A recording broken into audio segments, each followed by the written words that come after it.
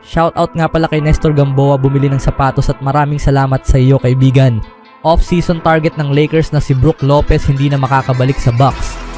Warriors may offer na kay Kuminga, natitiyak na hindi ito matatanggap, at mga fans, sobra ang ginawa kay DeMarcus Cousins, pinagtulungan. Ngunit bago ang lahat, kung gusto nyo ng pangmatagalang basketball shoes, New Curry 12, mabibili lamang sa halagang $2,599. I-click lamang ang link sa comment section. Ang Los Angeles Lakers ay naghahanap ng dagdag na laki at shooting ngayong off-season, at isa sa mga posibleng target ng koponan ay malapit nang umalis sa kanyang kasalukuyang koponan bilang isang free agent. Ang sentro ng Milwaukee Bucks na si Brook Lopez ay isang unrestricted free agent ngayong tag-init, at natutugunan niya ang ilang pangunahing pangangailangan ng Lakers. Marunong siyang tumira mula sa perimeter at nagbibigay ng pisikal na presensya sa loob para sa isang koponang kulang sa tunay na sentro. Wala na si Lopez sa kanyang prime at hindi na rin siya nakakakilos gaya ng dati, ngunit ang kanyang katalinuhan sa laro at karanasan ay hindi matatawaran, at nananatili pa rin siyang produktibo sa kabila ng edad at pisikal na limitasyon.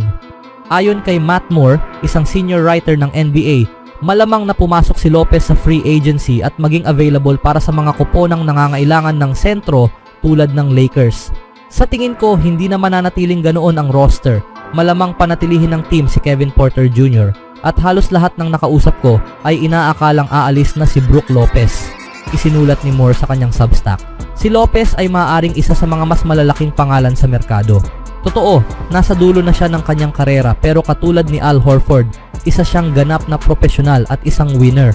Madali siyang isama sa anumang team culture, madaling hanapan ng papel, at nakakapagbigay pa rin ng impact sa depensa gabi-gabi.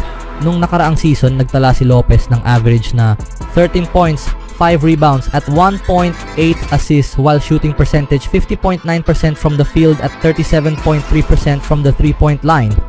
Maaari siyang magsilbing finisher sa ilalim para kina Luka Doncic at LeBron James, habang kaya rin niyang magbigay ng spacing sa opensa.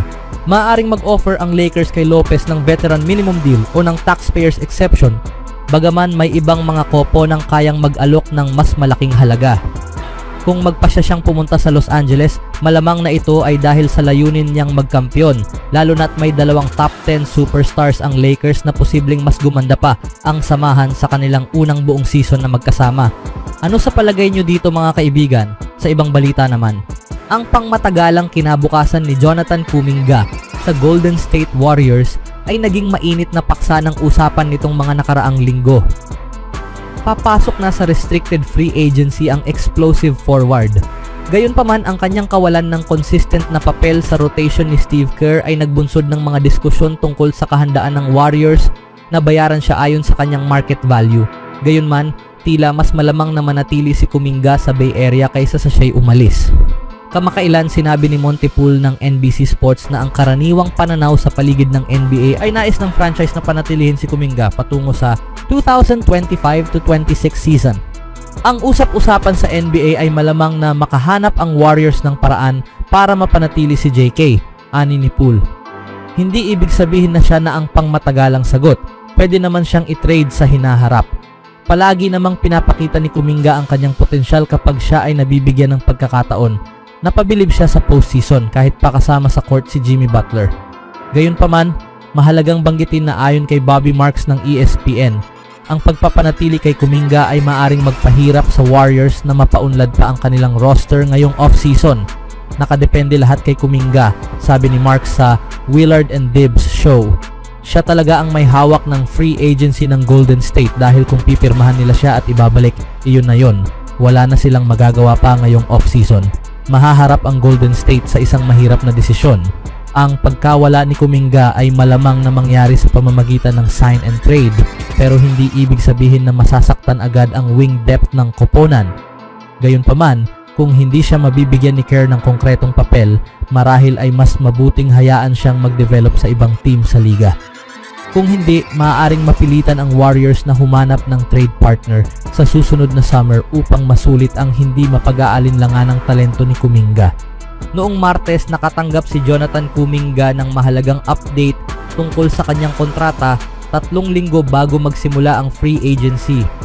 inaasahan ng Warriors na mag-offer sa kanya ang isang $7.9 million one-year qualifying offer na magpapasok sa kanya bilang isang restricted free agent ayon kay Bobby Marks ng ESPN.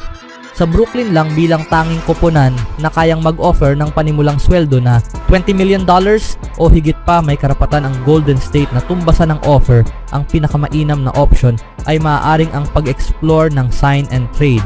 May dalawang hamon sa isang sign and trade bukod pa sa kailangang pumirma si Kuminga ng hindi bababa sa 3 taong kontrata kung saan garantisado ang unang taon. Una, just 50% outgoing salary for Kuminga. Ang bibilangin sa trade, hindi ang buong halaga. Halimbawa, kung ang sweldo niya sa unang taon ay $30 milyong, $15 milyong lang ang bibilangin bilang outgoing salary, habang $30 million naman ang papasok para sa tumatanggap na team. Anong masasabi nyo dito sa offer para kay Kuminga, mga kaibigan? Sa ibang balita naman, ang former center ng Golden State Warriors at Sacramento Kings na si DeMarcus Cousins ay hindi nakakuha ng maraming kaibigan sa laban ng kanyang koponan sa Puerto Rico nitong araw ng Martes. Si Cousins, nakasalukuyang naglalaro para sa Mets de Guaynabo sa Baloncesto Superior National League ng Puerto Rico, ay napaalis sa kanilang pagkatalo na 101-91 laban sa Vaqueros de Bayamon at nakipagbangayan pa sa mga fans ng kalabang koponan habang siya'y papunta sa tunnel. Habang palabas ng court si Cousins, marami ang nambastos at nag-trash talk sa kanya at tila itinaas niya ang gitnang daliri sa mukha ng isang fan. Dahil dito, may ilang fans na sinubukang sunggaban si Cousins at may ilan pang nagtapon ng pagkain at inumin sa kanya. Nang subukan niyang sugurin ang mga fans na nambabato sa kanya, siya ay pinatumba ng mga arena workers at security.